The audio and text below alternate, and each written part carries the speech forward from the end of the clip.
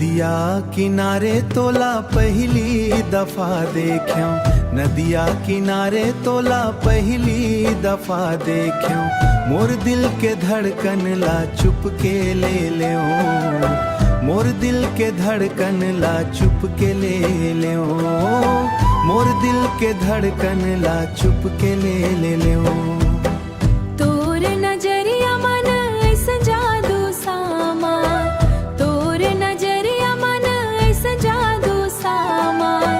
देखत देखत मोर मन तोर संग जाए, देखत देखत मोर मन तोर संग जाए, देखत देखत मोर मन तोर संग जाए। नदिया किनारे माया के बात होगे, धीरे धीरे दिलवा तोर संग जुड़ गे।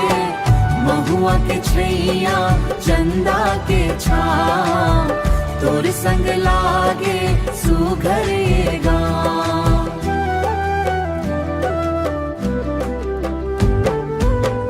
पानी के लहर कस माया बहत रहे, पानी के लहर कस माया बहत रहे। तोर संग मोर सपना सजत रहेगा, तोर संग मोर सपना सजत रहेगा, ओ तोर संग मोर सपना सजत रहेगा।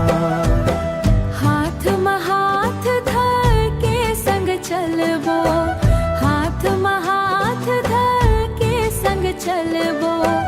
जन्म जन्म तक तोर संग रहिबो, जन्म जन्म तक तोर संग रहिबो, जन्म जन्म तक तोर संग रहिबो। नदिया